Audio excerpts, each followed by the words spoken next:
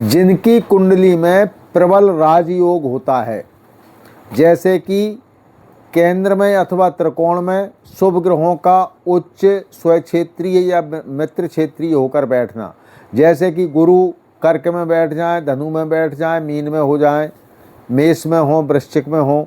इसी प्रकार से शुक्र मीन में हो, तुला में हो, वृषभ में हो, अथवा तो बुध कन्या में हो, मिथुन में हो, चंद्रमा कर्क में हो या वृषभ में हो, उच्च का हो, केंद्र में हो, त्रिकोण में हो, इनकी अच्छी जगह पर दृष्टि हो, तो ऐसी कुंडली राजयोग वाली कुंडली कहलाती है।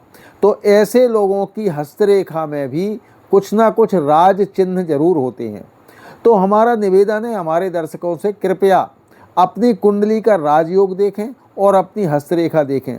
हस्तरेखा में अनामिका उंगली की जड़ में ये एक रेखा होती है जो जिसे हम पुण्या रेखा कहते हैं, जो कि पुण्यों का अर्जन करती है, और मध्यमा अंगुली के नीचे से लेकर मणिबंध तक, मणिबंध यानी कि हमारी कलाई तक, हमारे पंजे के नीचे तक जो खड़ी रेखा होती है उसे ऊर्ध्व रेखा कहते हैं।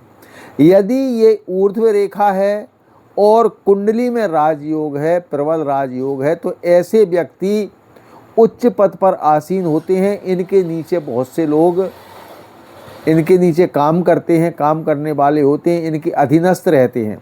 इसी प्रकार से यदि ये रेखा कहीं कट गई है, ऊर्ध्व रेखा, या पतली हो गई है, तो ये क्षीण रेखा कहलाती है। ये व्यक्ति को दुख देती है और राज्य के पद के पास में ले जाकर उससे वंचित करवाती है।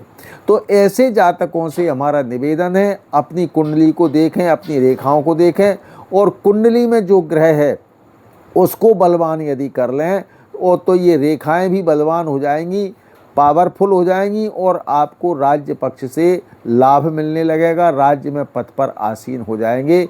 ऐसा हमारे ज्योतिष शास्त्र और सामुद्रिक शास्त्र दोनों का अध्ययन है, मिला जुला परिणाम है। अतः हमारे दर्शकगण इसको देखें और अपनी कुंडली पर विचार करें।